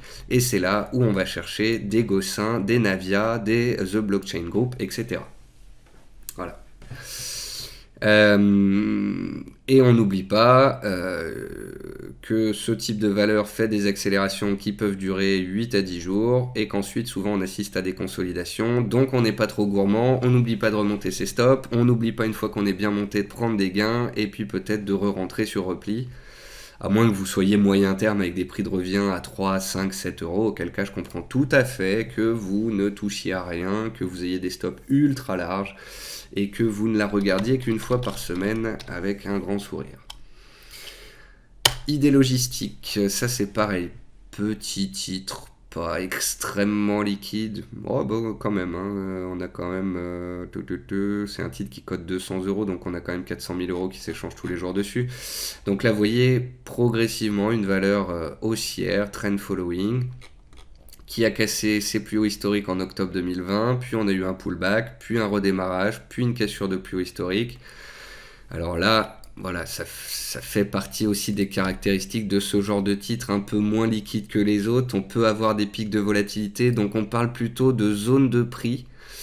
J'aime bien ici aussi prendre le plus haut annuel, enfin l'ancien plus haut en cours de clôture, plutôt que seulement la mèche. Et donc ici on a deux zones de prix intéressantes, les 210 et les 200. Des zones de prix susceptibles d'intéresser des personnes qui veulent se placer à l'achat sur repli dans le sens de la tendance de moyen long terme pour faire du trend following. Je sais, je me répète, mais à force ça va rentrer, hein, vous inquiétez pas. LDLC, valeur trend following de 2020, donc là on parle d'une recovery, donc d'une valeur qui était au tapis, qui s'est réveillée fin 2019, qui s'est pris une tarte avec le Covid et qui est revenu tester ses plus bas, puis qui est reparti pleine balle, contrairement à plein d'autres dossiers, et qui dès juin avait cassé ses plus hauts de 2020, et qui derrière nous a fait un parcours magnifique. Si vous êtes dedans, bravo. Si vous en avez profité, chapeau. On me demandait en fait comment définir des points d'achat sur repli. Vous avez un point d'achat sur repli qui est ici à 37,5 parce qu'en fait il correspond aux anciens plus hauts de 2016-2017. C'est une ancienne résistance. Une ancienne résistance cassée devient support théorique. Donc 37,5 est un premier support. Et en dessous, au cas où par exemple il y a une mauvaise publication, une mauvaise news et qu'elle baisse plus, vous avez ici une deuxième zone d'achat hypothétique de moyen terme. Elle est un peu basse parce qu'il faudrait que les cours perdent 33%, mais sait-on jamais. Imaginons demain, le CAC 40 perd 10% en début d'année parce que ça va pas. Et ben voilà, vous gardez en tête, vous mettez une petite alerte ici et vous vous dites si LDLC, superbe dossier haussier de moyen terme, venait jusqu'ici combler son gap laissé ouvert à 32-33 euros, ce serait une opportunité géniale. Donc je me mets une alerte et j'attends. Et vous voyez, c'est un peu ce à quoi votre travail de début d'année devrait ressembler, c'est-à-dire que vous faites des listes de valeurs qualitatives, haussières, à moyen long terme, trend following, plus ou moins liquides et grosses, et vous définissez sur chacune de ces valeurs des points d'achat. Alors les débutants, ceux qui viennent de débarquer, vont me dire « Oui, mais Nicolas, comment je peux la voir cette liste ?» Ben, c'est très simple, avec le temps, mon cher, prenez votre temps. Ceux qui écoutent mes émissions, en l'espace de 10 émissions, on voit 40 valeurs par émission, ça fait 400 valeurs. Allez, il y a des doublons parfois, donc on va dire qu'on va avoir 300 valeurs en 10 émissions. 10 émissions, c'est 3 mois. Ça veut dire qu'en 3 mois d'émissions et de Twitter, vous aurez pratiquement découvert 2 à 300 valeurs du marché français, européen, américain. Dans lesquelles plus de la moitié sont des dossiers haussiers de qualité, puisque c'est là-dessus que j'essaye de me focaliser dans mes émissions. Et là-dedans, vous allez vous-même vous faire votre propre liste, fonction de vos affinités, des secteurs que vous préférez, de la vitesse des titres, de leur façon d'évoluer, etc. Et une fois que vous avez cette liste, vous vous faites un fichier Excel. Et dans ce fichier Excel, vous allez définir support 1, support 2, qui sont vos points d'entrée sur repli. Et vous allez aussi vous mettre des alertes en cas de cassure des plus hauts pour éventuellement rentrer sur des cassures de plus haut. C'est comme ça qu'on bosse. C'est pas en passant 4 heures devant l'ordinateur tous les jours et en regardant les palmarès. Oh, ça monte, j'achète. Oh, ça baisse, je vends. C'est pas en passant 8 heures par jour devant le PC à regarder ces lignes de moyen terme et à essayer de chercher des news ou à lire les forums bourseau-pimpin. C'est à bosser intelligemment. Prendre 1 heure ou 2, une fois par semaine. Vous êtes un investisseur de moyen terme. Vous avez vos listes. Vos listes, elles proviennent de vos recherches, de Twitter, de personnes que vous lisez, de vidéos que vous écoutez. Et au fur et à mesure, dans le temps, vous aurez vos titres et vos secteurs préférés. Et vous allez bosser votre liste, définir des prix. Ça, c'est structuré. Ça, c'est un plan. Je le répète, on ne devient pas pilote de F1 en faisant 3 tours de karting. Et on ne devient pas chirurgien en faisant 3 mois de tests sur des animaux. Donc c'est la même chose pour le trading. On ne devient pas investisseur qualitatif de moyen terme avec des règles du money management et des stops en 3 mois de trading. Donc pour tous ceux qui ont commencé en 2020, dites-vous que 2020 était exceptionnel, exceptionnellement bon d'ailleurs, sur la deuxième partie de l'année, extrêmement porteur. Donc bossez, ne pensez pas que c'est facile, essayez de définir des zones de prix, de vous faire des listes, c'est comme ça que vous évoluerez dans le temps. Ensuite, Navia. Alors Navia, on m'en parle tous les jours et franchement, j'ai plus envie d'en parler. Déjà d'une part parce que je fais pas de court terme sur Navia, je fais que du moyen long terme. Ce qui m'intéresse sur cette valeur, c'est qu'elle est en trend following haussier depuis 6-8 mois, que c'est une valeur d'un secteur que je trouve très intéressant, que c'est une entreprise qui est en train de signer des contrats partout en Asie pour ses navettes autonomes, et je trouve que c'est un dossier d'avenir. Voilà. Ça, c'est la raison qui fait qu'à long terme, elle m'intéresse. Et en trend following, cette valeur est fortement haussière tant qu'elle est au-dessus des 2,80€, 3€. Et de son oblique qui passe par tous ses plus bas depuis ces 6 derniers mois. Donc que Navia rebondisse sur 3,60, qu'elle échoue sous 4,17, qu'elle retombe sur MM20, tout ça, j'en ai rien à carrer. Qu'on soit clair. En plus, Navia, moi j'en ai parlé à 2€, 2,20€, 2,50€, 3€, 3,50€. Et parce que à un moment donné, certains ont pensé que j'en avais, que j'essayais de la pousser, de la manipuler, j'en ai un peu trop parlé. Résultat, parce que des trolls m'ont saoulé avec, j'en ai trop parlé, et donc les gens ont cru que c'était ma valeur préférée, bien plus que les autres, et que je l'adorais. Non, j'ai eu à en parler beaucoup parce qu'on m'a saoulé dessus. Nuance. Et pour ma part, donc je reste aussi à très long terme au-dessus des 2,80€. Et je reste très fortement aussi à court terme tant qu'on est au-dessus des 3,40. Mais qu'elle aille de 3,40 à 4,20, qu'elle redescende, que machin, que tout ça, j'en ai rien à faire. Voilà. Ce n'est pas ma valeur, ce n'est pas mon dossier plus qu'un autre. Elle fait partie de ma shortlist 2021 parce que je trouve que c'est un dossier d'avenir intéressant à travailler et techniquement relativement propre. J'ai fait une stratégie d'achat après qu'on ait touché ce support-là. Je vise la cassure des plus hauts annuels avec à la clé les 5,50, 6€ dans les mois qui viennent si tout se passe bien. Et si elle vient casser les 3,40 et que je me fais stopper, c'est comme ça, j'en trouverai une autre, on passera à autre chose. Voilà. Mais j'adorais ce dossier avant, j'en ai beaucoup parlé, beaucoup d'entre vous en détiennent. Maintenant, c'est un dossier de moyen long terme, donc parlons-en comme d'un dossier de moyen long terme quand on donnera des signaux de moyen long terme et pas quand on perd ou gagne 5 ou 10%. Et concernant The Blockchain Group, donc plusieurs choses à dire. La première chose, je suis content, c'était une valeur que j'adorais dont je vous ai beaucoup parlé à la fin de l'année 2020. Et je vous ai dit en novembre, le 5 novembre quand j'ai publié ma liste de valeurs pour 2021, dans laquelle il y avait Navia, NeoEN, Virgin Galactic, The Blockchain, Wallix, etc. Donc The Blockchain, elle a fait x3, NeoEN, elle a gagné 25%, Wallix, elle a gagné 25%, Virgin Galactic, elle a baissé, mais je vais la reprendre bientôt. Voilà, je pense que cette idée de shortlist, de vous donner des listes avec différentes petites grosses valeurs, petits secteurs, gros secteurs, enfin pas petits et gros secteurs, mais secteurs, on va dire, d'avenir, ou bien secteurs plutôt mûrs, ou bien dossiers rares, comme The Blockchain Group, qui est une des seules valeurs en rapport avec la blockchain, donc en rapport indirect avec le Bitcoin, donc c'est une valeur qui a été recherchée par les investisseurs pour jouer la hausse des crypto-monnaies ces dernières semaines. Donc j'ai essayé de vous trouver une liste de petites, moyennes, grosses valeurs qui étaient toutes haussières, court terme, moyen terme, avec un potentiel intéressant. Dans ces valeurs-là, il y avait blockchain. Et elle a atteint et dépassé mon objectif qui était à 2 euros en 2021. Ce qui prouve à quel point elle est recherchée et à quel point c'est peut-être encore un très bon dossier pour la suite et qu'il faudra s'y intéresser sur repli. Là où on peut me mettre un bémol, c'est que lorsqu'elle est montée à 1,50, j'espérais qu'elle revienne à 1,20 pour que ceux qui n'en ont pas puissent en acheter. Et au final, elle a cassé les 1,55 et je n'ai pas su, quand on a cassé les 1,55, dire « Ah, c'est un signal d'achat ». Quand elle a touché 2 euros, j'ai dit « Ah, c'est un objectif touché, mon objectif majeur, et ça peut consolider ». Donc, c'était bien vu puisque derrière, on a rebaissé de 20%. Donc, pour ceux qui étaient rentrés sur cassure des 1,55, c'était bien vu d'encaisser 20% pour revenir plus bas. Mais encore une fois, je n'ai pas forcément su dire aussi qu'on pouvait racheter dans le redémarrage haussier. Donc ceux qui sont dedans et qui ont tout tenu et qui ont pris toute la hausse, bravo. Ceux qui ont payé les cassures pour à chaque fois prendre 20%, bravo. Et puis voilà. Moi je pense que j'ai fait une partie du taf qui était de vous dire attention, c'est une valeur bien quand elle était à 90 centimes. Je vous ai donné les cassures, je vous ai donné l'objectif. Petit bémol pour ma part, j'aurais aussi pu reparler des cassures haussières quand il n'y avait pas les replis que j'attendais.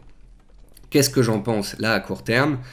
Qu'elle nous a prouvé que c'est un bon dossier de moyen long terme à suivre, mais qu'elle a aussi une corrélation avec le Bitcoin. Bitcoin dont je pense qu'il pourrait latéraliser et consolider, donc je pense que Blockchain Group pourrait consolider et latéraliser. Vous l'avez vu de toute façon, à chaque fois elle fait explosion conso, on a eu l'explosion, donc là on est dans la conso, cette conso pourrait revenir vers les 2 euros, voire pourquoi pas vers 1,85. Et on verra à ce moment-là si ça réagit et si c'est intéressant de se placer. Jusqu'ici, elle reste au-dessus des mêmes 20. Donc voilà, on pourrait surveiller la zone ici des 2 euros pour ceux qui voudraient éventuellement se placer sur repli. Et on termine avec les configurations en surveillance. La première, c'est Inventiva. Inventiva, c'est une biotech. Donc biotech égale scénario spéculatif. C'est une valeur qui est en range et sur laquelle je vous invite à placer une alerte à 12,8 parce que si on attaque les 12,8, c'est qu'on va potentiellement sortir par le haut de ce range, et si on sort par le haut de son range, on peut aller chercher les plus hauts historiques à 15 euros, voire de nouveaux records. Je vérifie que je dis pas de bêtises, non c'est bon. Donc on est aussi en données mensuelles, on a consolidé la hausse des derniers mois, on est dans un range. Si un jour on casse ce range par le haut, c'est un signal d'achat. Je suis désolé, entre le hockey et les éclaircissements de voix, j'espère que c'est pas trop pénible d'un point de vue sonore pour vous. Ensuite, Medincell, autre configuration très intéressante, surtout que Medincell travaille apparemment sur un traitement Covid. Alors toutes les boîtes en ce moment travaillent sur des traitements Covid, donc je crois pas plus à celui-ci qu'un autre, mais ça soutient, ça engendre des volumes, ça engendre un intérêt des opérateurs, et ici on a une configuration super propre, c'est un range, donc si on casse les 11,40 €, donc là vous pouvez soit vous mettre une alerte, soit un ordre d'achat à seuil de déclenchement. Moi, pour ma part, je suis investisseur, j'ai qu'une heure ou deux par semaine où je peux regarder les marchés le soir, je prends mon Pro Time, je vois ce range, je mets pas une alerte, je mets un ordre d'achat. Je mets un ordre d'achat à 11,41 sur cassure du plus haut annuel, sur cassure éventuelle du range, et puis si ça passe, c'est que ça va accélérer. Et vous allez me dire, oui mais Nicolas, parfois on va taquiner le haut d'un range, on le tente, on le dépasse, mais ça passe pas, et puis ça retombe. Eh ben c'est pas grave, dans ces cas-là, vous coupez. Vous avez tenté, ça passe pas, vous prenez 2, 3, 4% de perte, et puis vous remettez un ordre sur la cassure. Et puis peut-être que sur la fois d'après, ça va casser, ça va prendre 20%, et votre stop de 3 ou 4% que vous aurez pris au préalable, vous n'en aurez cure. Il vaut mieux tenter, ça passe pas, couper, puis reprendre sur cassure, que de tenter, ça passe pas, de tenir, de se prendre moins 10 dans les dents, et de perdre son temps. Ça passe, on tient, ça passe pas, on cut. Ensuite, Novacite, la star de 2020. J'avais jamais vu une action de toute ma carrière boursière passer de 5 centimes à 14 €. C'est la plus grosse performance de 2020 et de la décennie à laquelle j'ai assisté. Donc bravo à ceux qui ont cru, bravo à ceux qui ont acheté à 1, à 3, à 5 et qui ont joué le grand chelem. Alors, Novacite, étant donné qu'on vaccine, certains partent du principe que pour Novacite c'est un peu terminé, mais d'autres pensent que c'est pas parce qu'on vaccine qu'on va arrêter de porter des masques et de faire des tests. Donc Novacite a potentiellement encore des beaux jours devant elle. Pour ma part, j'ai pas d'avis parce que en 2021, Nicolas Chéron n'aura plus d'avis sur les valeurs sur lesquelles il y a des sectes. Alors ne prenez pas mal le mot secte, mais ça veut tout simplement dire des groupes d'aficionados qui défendent bec et ongle leur titre et qui vont attaquer toute personne qui à un moment donné dirait quelque chose de négatif sur leur titre. J'appelle ça une secte. J'en ai vu sur beaucoup de biotech, notamment GenFit à l'époque, que ce soit sur un forum, sur Twitter ou autre. Vous disiez qu'elle va monter, tout le monde vous encensait. Vous disiez qu'elle va baisser, tout le monde vous déglinguait la tête. Donc moi j'ai décidé sur les valeurs à secte et donc les valeurs comme Novacite en 2021 d'essayer d'être complètement factuel et neutre. Donc là je vous dirais juste, elle est haussière à moyen terme, elle est soutenue, si on casse les 10,30 €, c'est un signal d'achat pour viser plus haut. Donc on espère, j'espère que pour tous ceux qui en ont, on cassera les 10,30 €, qu'elle donnera un signal d'achat pour viser de nouveau les 12 et pourquoi pas 14 €. Mais je ne dirai plus aux gens de faire attention aux dossiers liquides, je ne dirai plus sur des petits dossiers qu'on est arrivé sous résistance majeure pour pas embêter ceux qui sont dedans. J'ai voulu parfois dire des choses pour aider et résultat je me suis retrouvé avec des critiques de ceux qui en avaient. Qu'est-ce qui me fait penser à ça? Un titre qui avait fait récemment ça et qui était retombé. Comment ça s'appelait déjà? Global Bioénergie, je crois. Ouais, c'est ça. Donc je vois cette valeur, elle explose, je fais un report de range, je vois qu'on était à 9,5 donc au mois de décembre. Je vois qu'elle a frôlé les 10, seuil psychologique, qu'elle a atteint un objectif majeur par effet de range, on est à 9,5 ou 9,3 et je dis oh attention sur Global Bioénergie, il faudrait voir à pas trop vous enflammer. Donc ça c'est pour dire à tous ceux qui sont rentrés à 3, 4, 5, 6, 7, 8, oubliez pas de remonter vos stops, oubliez pas de prendre des gains, on vient de toucher un objectif haussier théorique.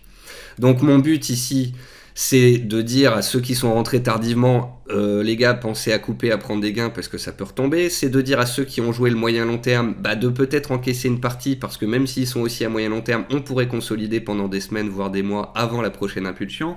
Et aussi de dire à ceux qui n'en ont pas, faites gaffe, ne vous jetez pas corps et âme là-dedans.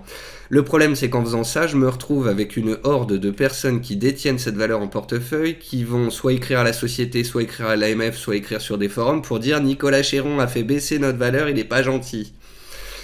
Donc voilà, dans un espoir, dans une volonté d'aider des débutants et de donner une information à des personnes qui seraient sur ce titre, je me fais attaquer bêtement par ceux qui le détiennent toujours et qui pensent que c'est Nicolas Chéron qui fait baisser la valeur, alors qu'en fait elle est tout simplement retombée parce qu'elle venait de toucher son objectif haussier théorique.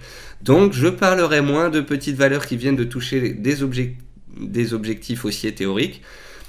Ça n'aidera pas, certains donc se retrouveront sans l'information qu'il faut sortir et ne sortiront pas et l'auront dans l'os, mais ils iront remercier les aficionados et ou la secte qui est sur le dossier pour leur avoir indiqué de ne pas sortir. Mais en gros, Nicolas Chéron, il fait gentiment de l'éducatif, du décryptage, il donne des idées, il est positif, il a envie que les investisseurs particuliers français sortent du trading de très court terme, sortent des valeurs illiquides, sortent des valeurs type acheter, louer et se prennent des beignes et se prennent trop de biotech en portefeuille. Mais il y a un moment donné où le bien-être de Nicolas Chéron va passer au-dessus de la volonté du bien-être des lecteurs de Nicolas Chéron. Voilà. Désolé, ça fait un peu Alain Delon, je parle de moi à la troisième personne, mais tout ça pour dire qu'en 2021, moi je veux de la tranquillité sur les réseaux sociaux, dans mes émissions, sur Twitter, je veux des échanges qualitatifs, je veux des synergies, et tout ce qui est guéguerre d'écho et baston, gardez-les-vous, ça m'intéresse pas. Et puis on termine avec Osé Immuno, qui est une biotech, qui est haussière, qui suit un rythme intéressant. Et les plus agressifs qui connaissent le dossier en ont déjà ou en achètent maintenant puisqu'on est en phase de latéralisation avant un éventuel redémarrage. Ceux qui sont un peu plus prudents et qui attendent des signaux se mettront une alerte et ou un achat au-dessus des plus hauts ici à 7,85 pour jouer une éventuelle cassure et une éventuelle nouvelle accélération sur ce dossier. Voilà, c'est la fin de cette émission. Encore une fois, je vous souhaite la santé, le bonheur, des plus-values pour 2021. Toute l'équipe Zone Bourse donc vous souhaite ses meilleurs vœux pour l'année à venir. J'espère que cette émission vous a plu, que je n'ai pas été trop lent, qu'encore une fois j'ai pu vous donner des clés de lecture ou des outils pédagogiques pour pouvoir naviguer sur les marchés. Je vous souhaite à tous un très bon début d'année. Une bonne journée, une bonne semaine et on se retrouve tout de suite sur Twitter et également mardi prochain sur les marchés en action. Au revoir à tous.